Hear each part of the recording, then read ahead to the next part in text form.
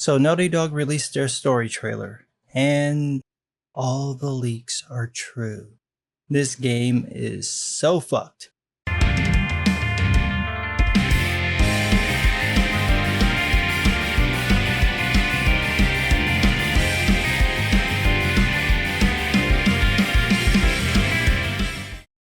So after filing hundreds of false copyright claims and DMCA claims against YouTubers, websites, tweets, memes, and just about anyone talking about this game, Naughty Dog decided to release a trailer to show what actually happens in the game. You know, the thing you normally do months before the game's release.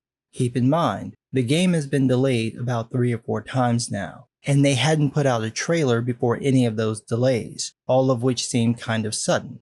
I take that to mean they might not have put out a pre-release trailer at all, or would have snuck it out a few days before the game actually came out.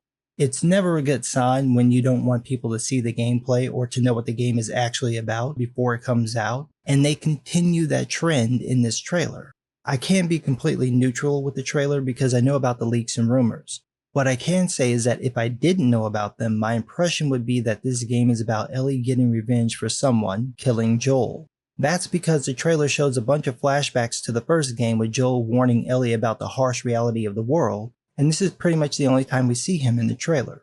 That implies he gets captured, goes missing, or dies, and the game is about Ellie getting revenge for that. If that were the case, if this was the actual game, I'd still be interested even though there appears to be a total absence of the flower zombies or the cure for the virus, or addressing what went down at the end of the first game with the scientist and what they tried to do with Ellie. It does show how well a concept can come across if you keep out the identity politics though. We still see a scene of Ellie in bed with Dinah, but only for a couple of seconds. We get a number of scenes with minority characters. Ellie looks like a capable young woman, all without having to beat anyone over the head with it.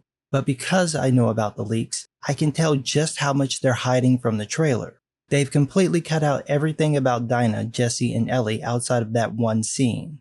They've totally removed any references to this religious cult. Abby is nowhere to be found. This may have been the trailer they wanted to release, but I doubt it because they removed everything related to the leaks and rumors. Any potential references to them are missing outside of a handful of scenes with recognizable elements, like the red scene, which featured Abby and Ellie in the leaks. We get a shot from at least the same environment, but it's not clear if it's from the same scene. But even with all the editing in the world, there's no getting around the fact that the flower zombies don't appear to have anything to do with the main story of the game. It really does appear that this is basically a revenge story. This is what you reduce the game to. This is what you glean from Saint Anita and the holy altar of feminism. Erase the male characters, ignore the dystopic setting, and focus instead on an angry tomboy lesbian wanting to murder a butch dyke or trans woman or whatever the fuck is actually supposed to be going on here. I'm not saying it couldn't be a good game. It just wouldn't be something I'd be interested in playing, especially with how cagey they seem to be about the plot and story. Obviously, you don't want to give everything away, but this trailer would have been the best point to address the leaks and rumors and correct them if they were wrong. If the story isn't about Abby, you could have shown a scene with the character showing that what people assumed based on the leaks wasn't true. I think they didn't add any scenes with Abby because with the leaks it'd be too easy to confirm that the leaks are indeed true. From my perspective, this isn't just a matter of trying to keep a plot twist secret, but trying to deceive gamers into buying a game you know they wouldn't buy if they knew what you were going to do. And of course, because Sony and Naughty Dog really want to know what people think, they disabled the comments on the trailer and hid the dislike and like ratio. All that tells me is that they know they have a clusterfuck on their hands and they're trying to hide it. Well, you're not going to be able to do that for long.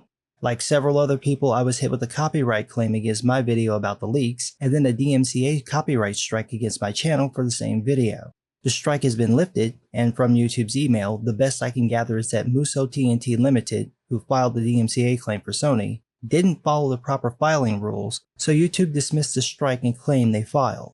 However, the claim filed by Sony Interactive Entertainment America is still up, and has the same problem.